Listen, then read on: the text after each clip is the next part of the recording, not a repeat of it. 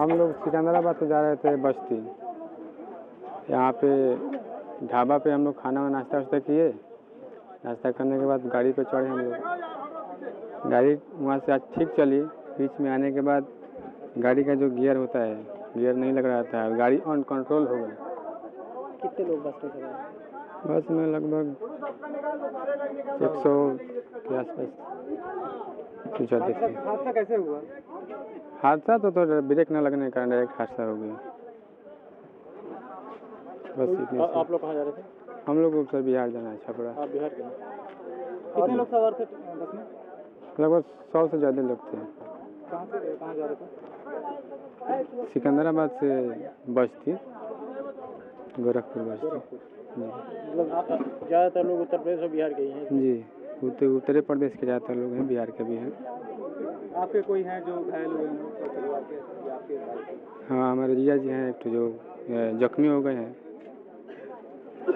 उनको पैर में चोट आ गया है, मेरे भी पैर में चोट आया है।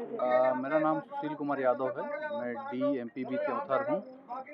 हम रीवा से लौट रहे थे और जैसे आए तो ये गाड़ी का एक्सीडेंट हुआ था और काफ़ी घायल लोग पीछे नीचे निकले हुए पड़े थे, कुछ अंदर दबे हुए थे और मुश्किल से घटना 1 या 2 मिनट पहले ही हुई थी। उससे में TI साहब भी अपनी टीम को लेके पहुंच गए। हम लोग भी सब जितने घायल थे उनको सबको निकाले और गाड़ियां थी जितनी तो उनको घायल वालों को तत्काल हॉस्पिटल पहुंचाने का प्रयास किया। बहुत भयानक हादसा था, ऐसा हादसा हम लोगों ने कभी नहीं देखे। लगभग 14-15 लोग बहुत अंदर दबे हुए थे और बेचारे दबे हुए थे, कराह रहे थे दर्द से। बहुत भयानक चोट लगी हुई थी, ब्लड निकल रहा था।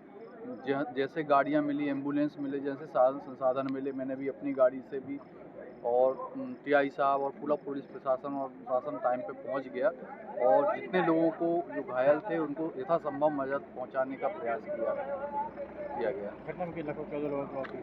और घटना में लगभग 14 लोगों की मौत हुई है।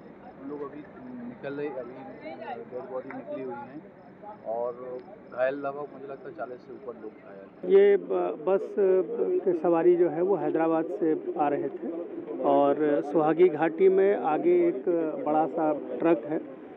ऐसा दिखता है कि उस ट्रक का उसके आगे वाले ट्रक से एक्सीडेंट हुआ है और उसके कारण उसने ब्रेक लगाया होगा। पीछे से आ रही जो बस है वो उसका अगला हिस्सा पूरी तरीके से ट्रक के भीतर घुस गया, जिससे केबिन में जो लोग हैं और जो फ्रंट सीट पे लोग हैं उन लोगों की डेथ हुई है और बहुत सारे लोग घायल हुए हैं। तो इन जैसे ही सूचना मिली है वैसे ही त्योथर के पुलिस और प्रशासन की टीम और यहाँ के स्थानीय लोग सब आ गए थे।